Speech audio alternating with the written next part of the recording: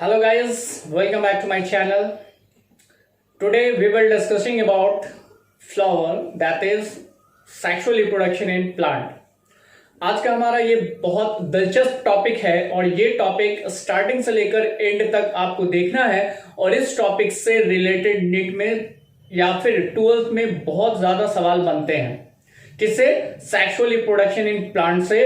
तो आज का हमारा ये टॉपिक बहुत मजेदार होने वाला है, बहुत इंटरेस्टेड होने वाला है, तो बने रहिए हमारे साथ इस चैनल पे।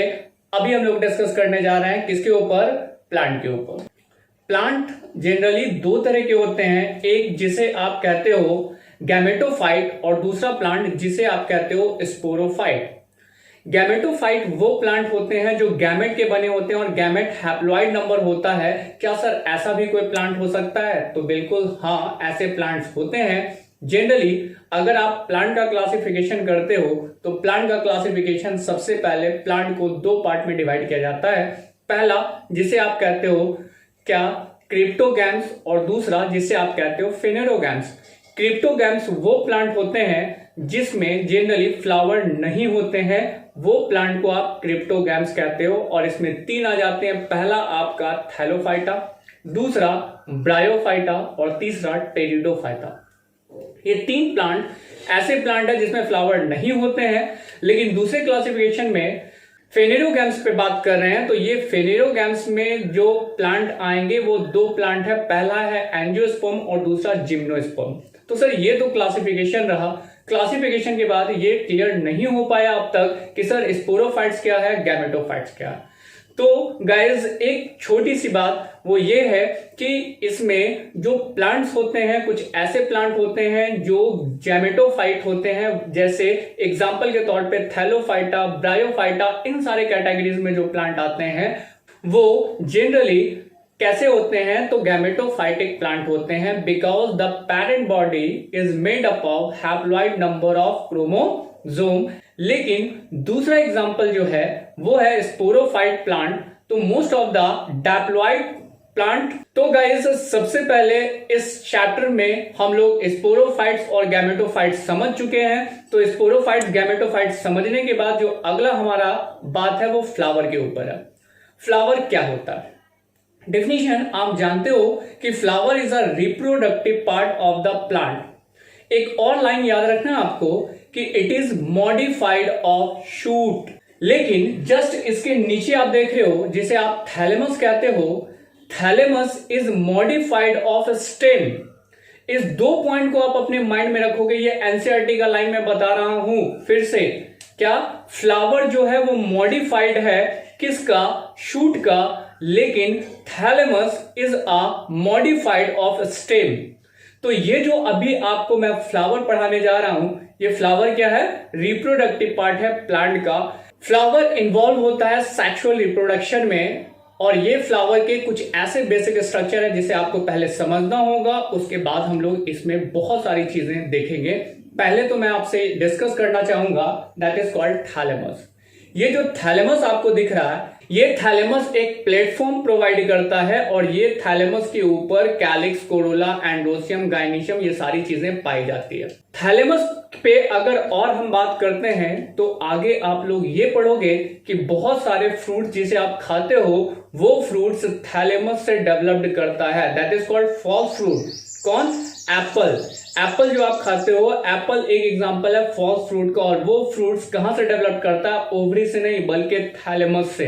तो उन सब बातों पे भी हम लोग चर्चा करेंगे, लेकिन फिलहाल थैलेमस के बाद पहली चीज जो फ्लावर का पार्ट है, पहला पार्ट जिसे आप क्या कह रहे हो, कैलिक्स। और ये कैलिक्स जो होता है ये आउटर मोस्ट पार्ट होता है फ्लावर का। और इस आउटर मोस्ट पार्ट का काम क्या है? काम है प्रोटेक्शन का। जब फ्लावर बड के कंडीशन में होगा तो बड के कंडीशन में ये एक ग्रीन कलर का कोटिंग इसके ऊपर बना रहता है जिसे आप कैलिक्स कहते हो।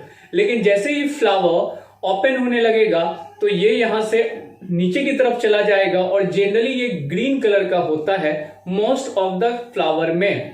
तो ये है कैलिक्स। लेकिन कैलिक्स के एक यूनिट को आप कहते हो सेपल्स। कैलिक्स का और बेस्ट एग्जांपल आप देख सकते हो, आपने ब्रिंजल देखा होगा। ब्रिंजल के ऊपर एक हेड लाइक स्ट्रक्चर होता है, उस हेड लाइक स्ट्रक्चर में जो स्ट्रक्चर होते हैं वो है कैलिक्स का स्ट्रक्चर, और उस केस में जो कैलिक्स है उसके एक यूनिट को आप कहोगे सेपल्स। एग्जाम्पल के तौर पे यहां पे जो आप देख पा रहे हो कि दिस इज कॉल्ड कैलिक्स, लेकिन इस कैलिक्स के एक यूनिट को मैं बाहर कर रहा हूं तो इससे मैं कहूंगा सेपल्स। ठीक है, कैलिक्स के बाद नेक्स्ट टॉपिक है हमारा जिसे आप कहोगे कोरोला।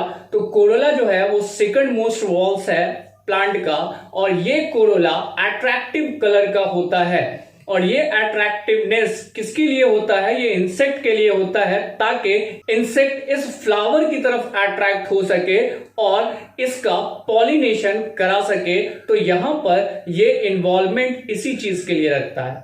लेकिन कुछ ऐसे कंडीशन आपको मिलेंगे जिसमें कैलिक्स और कोरोला को आप डिफरेंशिएट नहीं कर पाओगे, तो वैसे कंडीशन में आप उसे एक टर्म अप्लाई करोगे जिसे आप कहोगे टेपल्स। ये कैलिक्स और corolla both are non essential part of the flower. तो सर नॉन इसेंशियल पार्ट बोल रहे हैं, तो मैं बता दूं आपको, नॉन इसेंशियल पार्ट प्लांट में उसे हम लोग कहते हैं जो रिप्रोडक्शन में इन्वॉल्व नहीं होता है। अगर फ्लावर में ये कैलिक्स नहीं होगा तब भी ये रिप्रोडक्शन करेगा, कोरोला नहीं होगा तब भी ये रिप्रोडक्शन करेगा। In both case they can reproduce, that's why these two are the non essential part of the flower. तो इसेंशियल पार्ट आपके पास दो है, पहला जिसे आप कहोगे एंड्रोसियम और दूसरा gynoecium. Androecium is a male part and gynoecium is a female reproductive part. तो पहले मैं आपसे डिस्कस कर लेता हूं गाइनीशियम के बारे में। ये जो गाइनीशियम आप देख पा रहे हो, इस गाइनीशियम को आप देख लो, this is called stigma, that one is called style and third one is the ovary. Ovary के जैसे आप अंदर चल रहे हो तो यहां पे नजर आएगा ओव्यूल, और ओव्यूल के अंदर होगा ओवा। ये तीन स्ट्रक्चर जो आप देख पा रहे हो, क्या स्टिग्मा, स्टाइल, ओवरी, इस तीनों को मिलाकर हम कहते हैं पिस्टिल या फिर कार्पेल्स के नाम से बुलाते हैं। वही दूसरे साइड में जो आपको दिख रहा है जिसे आप मेल पार्ट कह रहे हो, दिस इज कॉल्ड एंड्रोसियम, और एंड्रोसियम का दूसरा नाम स्टैमेन आप याद रखोगे। और इसमें तीन पार्ट है, पहला एंथर, दूसरा फिलामेंट और थर्ड वन इज बेस। ये तीनों मिलाकर आप इसे स्टैमेन कह सकते हो या फिर इसे आप एंड्रोसियम के नाम से बुला सकते हो। तो अभी जो मैं फ्लावर को क्लासिफाइड करने जा रहा हूं, किस बेसिस पे, आप इसको सबसे पहले समझो। फ्लावर जनरली दो तरह के होंगे, एक वो फ्लावर जिसे आप कंप्लीट फ्लावर कहोगे और दूसरा वो फ्लावर जिसे इनकम्प्लीट फ्लावर कहते हैं। कंप्लीट फ्लावर वो फ्लावर होता है जिसमें चारों चीजें पाई जाएगी, कैलिक्स भी होगा, कोरोला भी होगा, एंड्रोसियम भी होगा, गाइनीशियम भी होगा। That kind of flower is called complete flower. लेकिन दूसरा केस हमारे पास है इनकम्प्लीट फ्लावर का। इस चार में से अगर किसी एक चीज की भी कमी हो रही है प्लांट में, तो ऐसे प्लांट को हम लोग इनकम्प्लीट फ्लावर कहते हैं। और ये कमी हम या आप नहीं करा रहे हो, ये नेचुरली उसके अंदर तीन चीज पाई जाएगी, तो उसको आप इनकम्प्लीट फ्लावर कहोगे। ऐसे एग्जाम्पल में जनरली हम लोग दो एग्जाम्पल लेते हैं, पहला जिसे आप कहते हो स्टामिनेटेड फ्लावर, दूसरा जिसे आप पिस्टिलेटेड फ्लावर कहते हो। स्टामिनेटेड फ्लावर वो फ्लावर होते हैं जिसमें स्टैमेन होता है, कैलिक्स, कोरोला, एंड्रोसियम होगा, लेकिन उस फ्लावर में गाइनीशियम नहीं होंगे। तो staminated flower are the male flower, it does not bear gynoecium और pistil, are called staminated flower. और दूसरा हमारा एग्जांपल है pistillated flower. Pistillated flower are those flower which do not have stamen. That kind of flower is known as pistillated flower. तो pistillated flower में क्या absent रहता है? तो स्टैमेन एब्सेंट रहता है।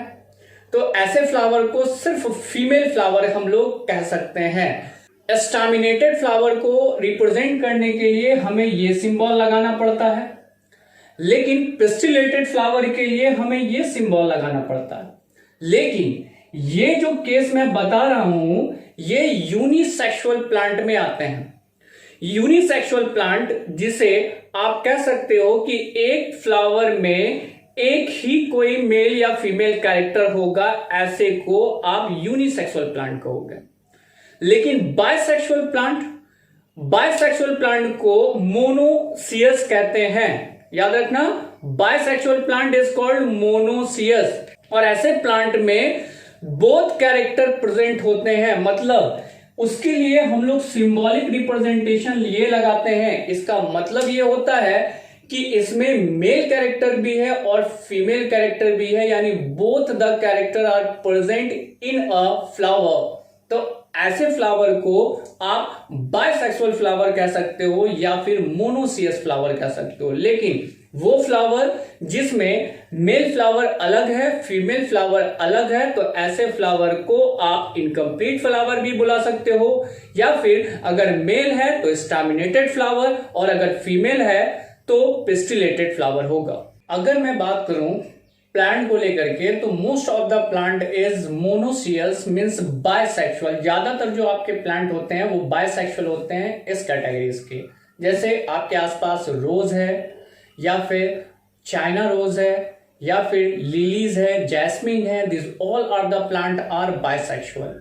लेकिन ये जो यूनिसेक्सुअल प्लांट है ये बहुत रेयर होते हैं। कुछ एग्जाम्पल है जो यूनिसेक्सुअल के प्लांट में आते हैं, जिसमें पहला एग्जाम्पल है पपाया, दूसरा एग्जाम्पल है कुकुम्बर, वाटरमेलन। तो ये कुछ रेयर प्लांट है जो यूनिसेक्सुअल प्लांट होते हैं, जिसे आपको याद रखना।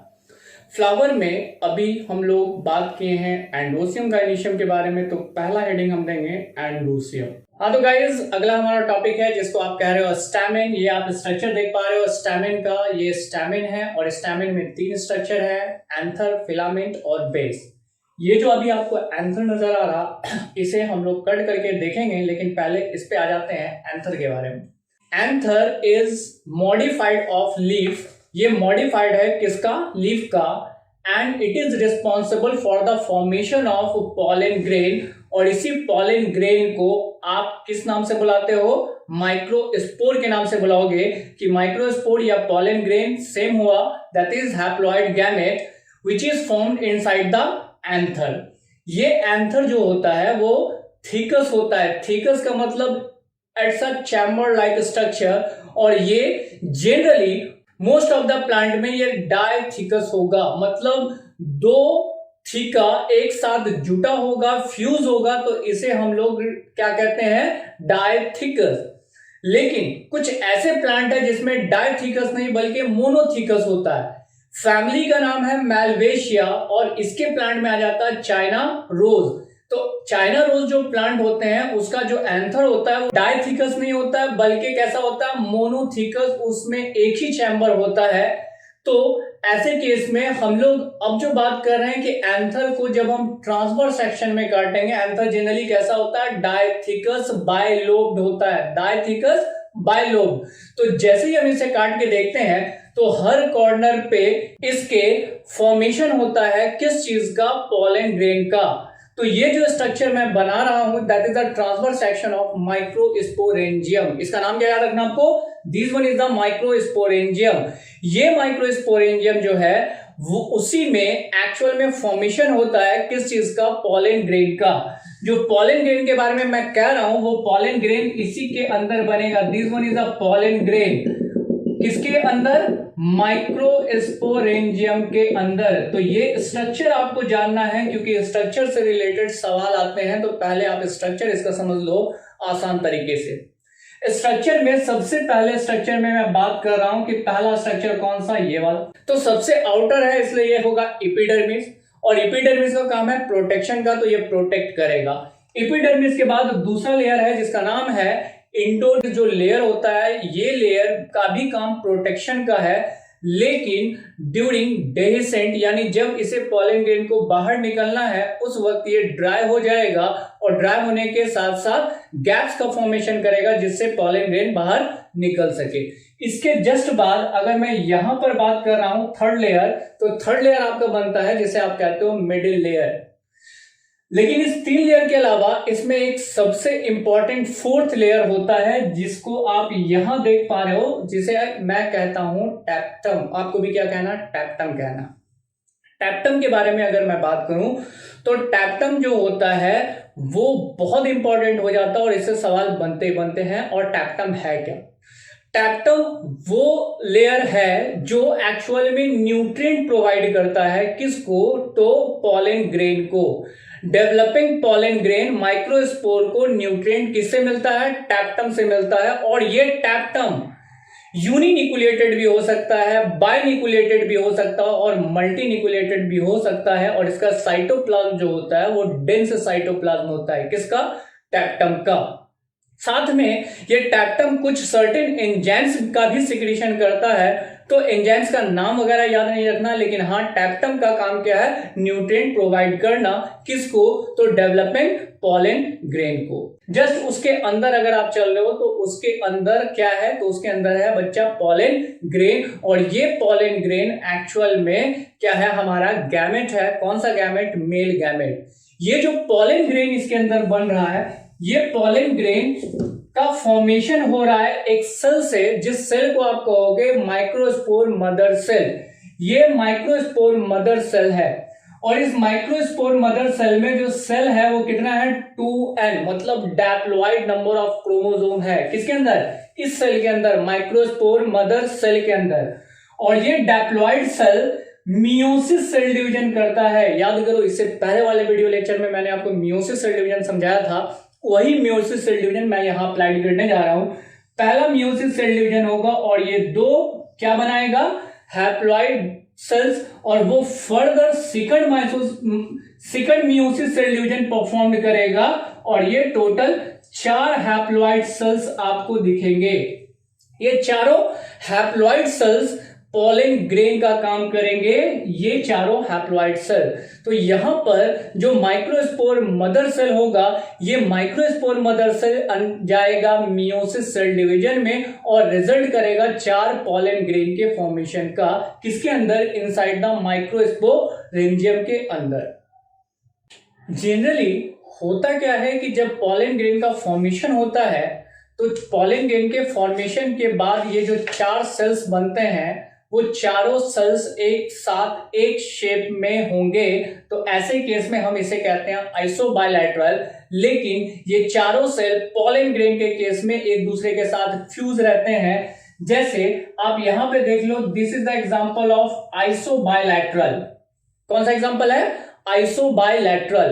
क्योंकि इसमें चारों पॉलन ग्रेन फ्यूज तो होंगे लेकिन सबका साइज इक्वल होगा।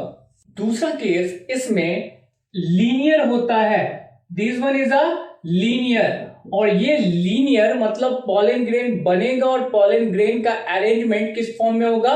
लीनियर अरेंजमेंट में होगा। तो ऐसा किस प्लांट में पाया जाता है? एस्क्लेपियस नाम के प्लांट में जो पॉलन ग्रेन बनता है वो कौन से अरेंजमेंट में होता है? This one is a linear arrangement. ये नीट के लिए इंपॉर्टेंट रहेगा, आप इसको नोट डाउन करेंगे। थर्ड वन जो हमारा है वो है टी शेप।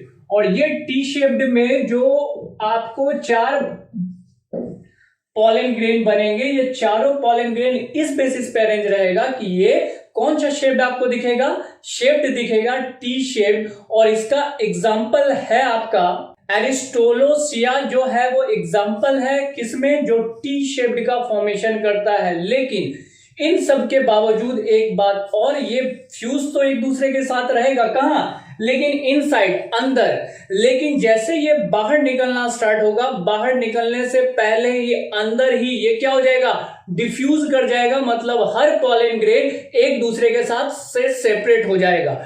लेकिन कुछ ऐसे एग्जाम्पल है जिसमें सेपरेशन नहीं होता है। याद रखना, ये नीट के लिए इंपॉर्टेंट है। कुछ ऐसे प्लांट है जिसमें पॉलन ग्रेन एक दूसरे के साथ क्या होगा? जकड़ा हुआ रहेगा, मतलब सेपरेट नहीं हो पाएगा। तो ऐसे एग्जाम्पल में ऑर्किड्स जिसे कहते हैं, और इसमें हम लोग पॉलन ग्रेन को पॉलिनियम के नाम से बुलाते हैं। किस नाम से? पॉलिनियम के नाम से। जिसमें पॉलन ग्रेन एक दूसरे के साथ फ्यूज रहता है। ये बाहर भी निकल जाएगा फिर भी क्या होगा? एक दूसरे के साथ फ्यूज कंडीशन में पाया जाएगा। तो ऐसे केस में इसे हम लोग नाम बुलाते हैं पॉलिनियम। जो हम लोग डिस्कस कर रहे हैं वो किसके बारे में डिस्कस करने जा रहे हैं? पॉलन ग्रेन के बारे में बात करने जा रहे हैं, स्ट्रक्चर ऑफ पॉलन ग्रेन का। ये जो सामने आपको दिख रहा है, this is the structure of microsporangium. तो अगर बाय द वे आपको से कोई पूछ दे what do you mean by microsporangium, तो हम कहेंगे इट इज अ साइट। कौन सा साइट? माइक्रोस्पोरेंजियम एक वैसा साइट है जहां पर क्या चीज का फॉर्मेशन होता है? पॉलन ग्रेन का या माइक्रोस्पोर का फॉर्मेशन कहां होता है? Inside the microsporangium. The microsporangium is a site where the pollen grain या microspore can synthesize inside them, that is called microsporangium। लेकिन माइक्रोस्पोरेंजियम में जो pollen grain बनता है वो कौन सा सेल डिवीजन से होता है? Meiosis cell division. अब इसके बाद जो अगला हमारा स्ट्रक्चर पे बात हो रहा है वो स्ट्रक्चर है pollen grain का। तो pollen grain में सबसे पहले मैं इसमें से एक pollen grain बाहर निकालता हूं और इसका स्ट्रक्चर बनाने जा रहे हैं। ये जो पॉलन ग्रेन का स्ट्रक्चर मैं बनाने जा रहा हूं, इसके स्ट्रक्चर को समझने से पहले आप ये जान लो कि ये पॉलन ग्रेन 2 लेयर का बना होगा। कितने लेयर का होगा? 2 लेयर का। और ये 2 लेयर में पहला लेयर जो बाहर की तरफ होगा उसे आप कहोगे एक्साइन, और जो अंदर की तरफ होगा this is called intine. That one is exine and that one is intine. 2 layer है, एक्साइन और इंटाइन। एक्साइन जो आउटर लेयर होता है, इंटाइन जो इनर लेयर होता है। एक्साइन जो लेयर होते हैं वो एक्चुअल में बने होते हैं स्पोरोपोलेनिन के। आपको इसमें इंपॉर्टेंट बात ये याद रखनी है कि the exine layer is made up of sporopollenin and this sporopollenin are responsible for the allergy. Sporopollenin क्या होता है? एलर्जी काउज करता है। जब किसी प्लांट को या फिर वैसे जगह पे आप चले गए जहां पे चारों तरफ प्लांट है और अगर आप उस जगह पे हो तो वैसे कंडीशन में बहुत सारा पॉलन ग्रेन आपके अंदर जा सकता है। तो जैसे ये आपके अंदर जाएगा, this is a weak antigen and your body give a response. आपकी बॉडी रिस्पॉन्स देगी और क्या काउज करेगी? एलर्जी। तो पॉलन ग्रेन एलर्जी क्यों काउज करता है? क्योंकि उसमें एक केमिकल्स होते हैं जिसका नाम क्या है? स्पोरोपोलेनिन। दूसरी चीज, ये स्पोरोपोलेनिन जो है वो हाईली रेसिस्ट होता है। इवन उसको एसिड में डाल दो, अल्कलाइन में डाल दो, जल्दी डिस्ट्रॉयड नहीं होगा। कौन? स्पोरोपोलेनिन। और स्पोरोपोलेनिन पॉलन ग्रेन का एक्साइन लेयर होता है बाहर की तरफ। लेकिन वही अंदर की तरफ बात करते हैं कि इनर लेयर में कौन होता है? पहला तो बाहर एक्साइन हो गया, अंदर कौन होगा सर? इंटाइन होगा। तो इंटाइन जो लेयर होता है वो बना होता है आपके जाने माने केमिकल्स का, जिसको आप कहते हो सेलुलोज। तो ये 2 लेयर होता है पॉलन ग्रेन में। लेकिन पॉलन ग्रेन के अंदर जो मैं अभी स्ट्रक्चर बात कर रहा हूं उसमें 2 सेल्स मैं बनाने जा रहा हूं, एक जो बड़ा सेल होगा और एक जो छोटा सेल होगा।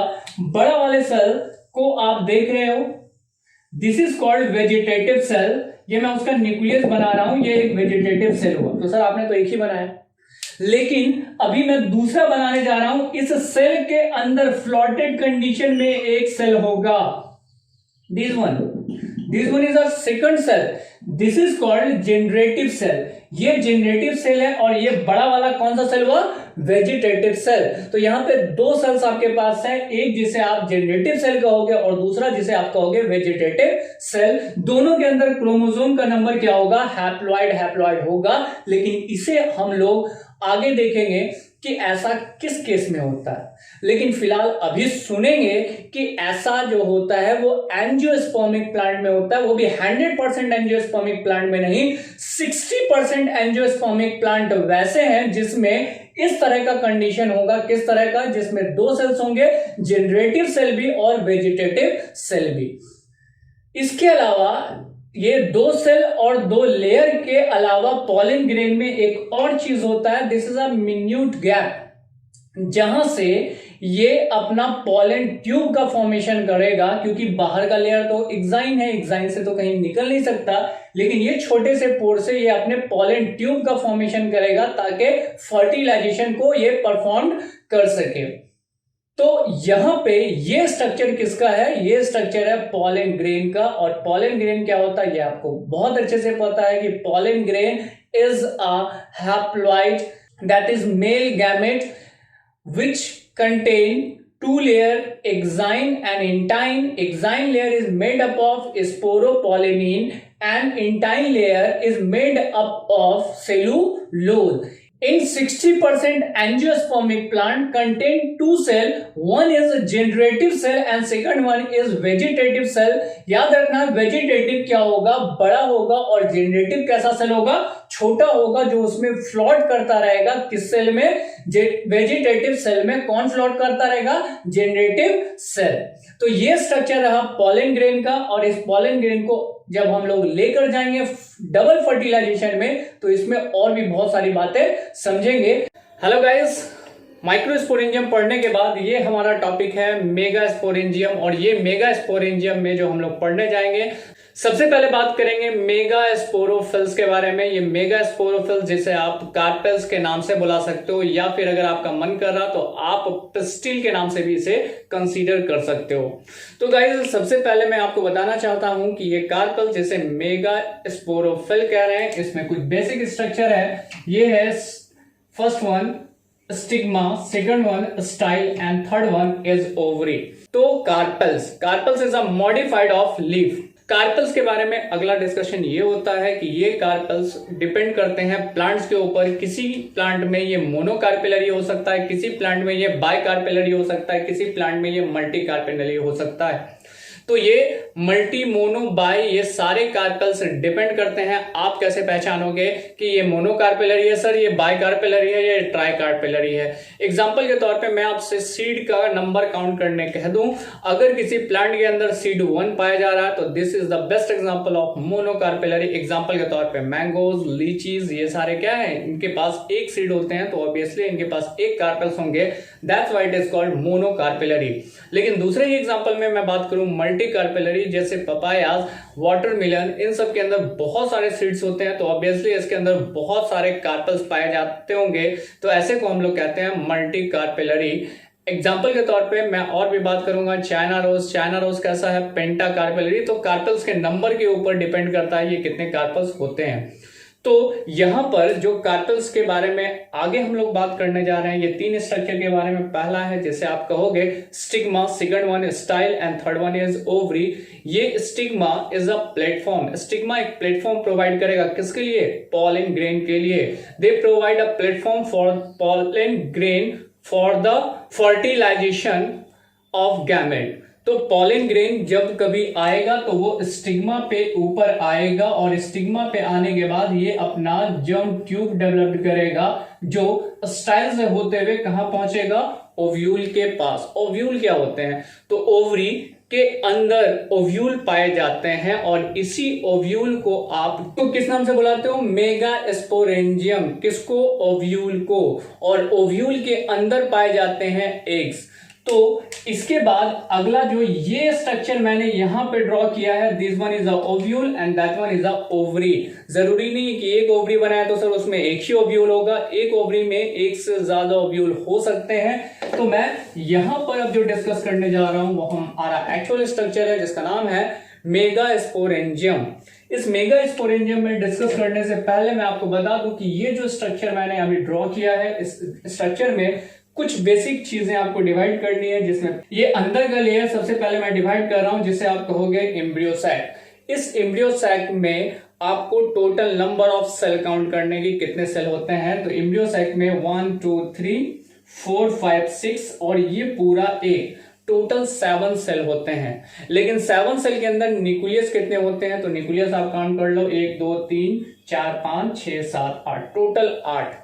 याद रखना, this embryo sac contain 7 cell and 8 nucleus. 7 cell and 8 nucleus. अगर ये याद हो गया तो इसके अलावा आपको इसमें एम्ब्रियो सैक में और क्या याद रखना है कि ये जो 3 एक तरह का सेल्स नजर आ रहा, this is called antipodal cell. इसके अलावा ये जो आपको दिख रहा है पोलर न्यूक्लियाई, यानी 2 न्यूक्लियस एक साथ रहेगा, ये सिंगल सेल फॉर्मेशन करेगा। That's why it is called polar nuclei. Polar nuclei के बाद ये स्ट्रक्चर है। ये 2 सेल जो आपको नजर आ रहे हैं वो सिनर्जिड्स है, और इस सिनर्जिड्स के बीच में एग्स सेल है। ये एग सेल एक्चुअल में सीड का फॉर्मेशन करते हैं। तो ये सारे सेल्स जिसमें एंटीपोडल सेल आ जाते हैं, पोलर न्यूक्लियाई आ जाता है, सिनर्जिड्स आ जाते हैं और एक एग होता है, जिसमें टोटल 3 कौन से सेल होते हैं? 3 is antipodal cell, 1 is polar nuclei, 2 is synergids and 1 is egg. ये सारे मिलकर एक सैक लाइक स्ट्रक्चर बनाते हैं जिसे आप कहते हो एम्ब्रियो सैक। डबल फर्टिलाइजेशन में जो मेल गैमेट होता है वो फ्यूज करता है किसके साथ? ये पोलर न्यूक्लियाई के साथ और एग के साथ। बाकी सारी चीजें डिस्ट्रॉयड हो जाएगी, डिस्ट्रॉयड बाद में होगी आफ्टर फर्टिलाइजेशन, लेकिन उससे पहले तक वो रहेगा और कहीं ना कहीं काम करेगा। इसमें ये नीचे वाला जो स्ट्रक्चर है, इस नीचे वाले स्ट्रक्चर को हम लोग कहते हैं माइक्रोपाइलर एंड और that one is a chalazal end. तो जब ये ट्यूब का फॉर्मेशन होगा पॉलिन ट्यूब का, तो पॉलिन ट्यूब आएगा और इस एंड के थ्रू एंटर करेगा। ये आपको सिनर्जिड्स के नीचे नजर आ रहा है जो एक फिलीफॉर्म एपरेटस कहता है। ये फिलीफॉर्म एपरेटस कहीं ना कहीं कंट्रोल करता है किस चीज को? फर्टिलाइजेशन को। कैसे? तो ये पॉलिन ट्यूब को अपनी तरफ अट्रैक्ट करेगा। दूसरी चीज कि इस एम्ब्रियो सैक के बाद इसके ऊपर एक नेक्स्ट कवरिंग होता है जिसको मैंने ब्लैक कलर से डिनोट किया है, तो this one is called nucellus. Nucellus is a food-laden tissues which provide nutrient to the developing embryo. Fertilisation के बाद जैसे ही ये एम्ब्रियो डेवलप करना स्टार्ट करेगा तो उसको न्यूट्रिशन की जरूरत पड़ेगी और ये न्यूट्रिशन यहाँ पे प्रोवाइड करने वाला कौन है? न्यूसेलस। और ये न्यूसेलस में हम लोग थोड़ी बात और भी जानेंगे, लेकिन वो आगे। Nucellus is the first covering that can provide nutrient to the developing embryo. Just उसके बाद ये आउटर मोस्ट लेयर जो नजर आ रहा है, दिस इज कॉल्ड इंटीग्यूमेंट्स। ये इंटीग्यूमेंट्स जो है वो प्रोटेक्टिव कवरिंग है और ये प्रोटेक्टिव कवरिंग प्रोटेक्ट तो करता ही है, लेकिन साथ में जब कभी डेवलपमेंट होता है सीड का, तो इस सीड में जो लेयर बनते हैं उस लेयर को बनाने में भी इन्वॉल्वमेंट किसका रहता है? इंटीग्यूमेंट्स का। तो integuments is a protective covering. Integuments के बाद यहां पर अगर आप बात कर रहे हो तो this one is called placenta. Placenta का काम ये होता है कि प्लांट बॉडी से जो न्यूट्रिएंट है, वाटर है, वो एम्ब्रियो तक कैसे पहुंच सके, तो वो प्रोवाइड करता है थ्रू द प्लासेंटा। प्लासेंटा और ओव्यूल जहां पे आकर अटैच्ड होता है, इस जगह पे इस स्ट्रक्चर को हम लोग बोलते हैं फ्यूनिकल्स। That is called फ्यूनिकल्स। कौन सा स्ट्रक्चर? जहां प्लासेंटा और ओव्यूल आकर अटैच्ड होता है।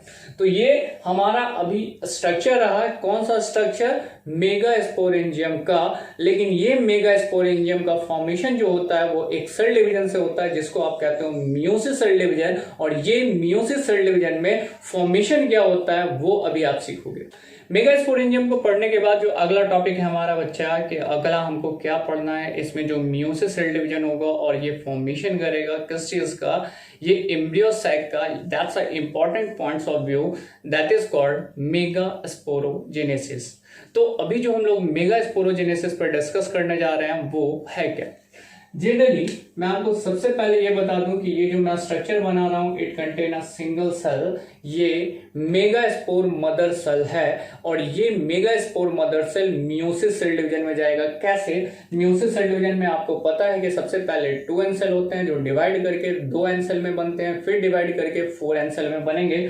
तो सेम प्रोसेस यहाँ पे होगा और ये जो प्रोसेस होगा तो ये 1 से 2 सेल बनाएगा और 2 सेल से इसके अंदर टोटल 4 सेल बन जाएंगे। किसके अंदर? एम्ब्रियो सैक में टोटल 4 सेल्स होंगे। लेकिन इस 4 सेल्स में जो क्रोमोसोम का नंबर हो जाएगा वो क्या हो जाएगा? हैप्लॉइड नंबर ऑफ क्रोमोसोम होगा। किसके केस में? इसके केस में। लेकिन जैसे ये फॉर्मेशन होगा, फॉर्मेशन होने के बाद इसमें 3 सेल डिस्ट्रॉयड हो जाएंगे और बचेगा सिंगल सेल। याद रखना इसमें 3 सेल डिस्ट्रॉयड हो जाते हैं, बचता कितना सेल है? 1 सेल है। नीचे दिखा दे रहा हूं, this one is a 2n cell and these 2n cell by first meiosis cell division give rise to 2 haploid cell and these 2 haploid cell further undergoes cell division to give rise 4 haploid cell। लेकिन इस 4 haploid cell में ये 3 cell destroyed हो जाएंगे और remain होगा सिर्फ और सिर्फ सिंगल हैप्लॉइड सेल। अब ये सिंगल जो हैप्लॉइड सेल यहाँ पे बचा हुआ है, ये single haploid cell further cell divide करेगा, लेकिन इस बार माइटोसिस सेल डिवीजन होगा और कैरियोकाइनेसिस को प्रोसेस करेगा। तो एक न्यूक्लियस कितने न्यूक्लियस में चेंज हो जाएगा? 2 न्यूक्लियस में, और 2 न्यूक्लियस फर्दर डिवाइड करके कितने न्यूक्लियस में चेंज हो जाएगा? 4 में, और 4 फर्दर डिवाइड करके कितने में हो जाएगा?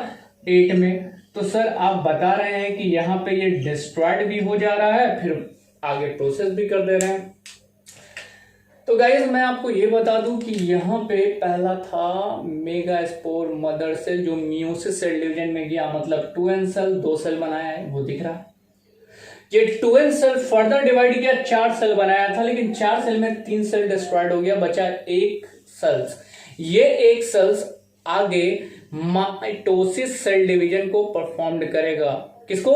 माइटोसिस सेल डिवीजन को परफॉर्म करेगा। और जैसे ये माइटोसिस सेल को परफॉर्म करेगा, इसमें साइटोप्लाज्म नहीं बल्कि सिर्फ न्यूक्लियस का डिवीजन होगा, दैट इज कॉल्ड कैरियोकाइनेसिस। तो एक न्यूक्लियस 2 बन जाएगा, 2 न्यूक्लियस 4 बन जाएगा, 4 न्यूक्लियस 8 बन जाएगा, बस यहीं तक स्टॉप हो जाएगा, इससे आगे नहीं होगा।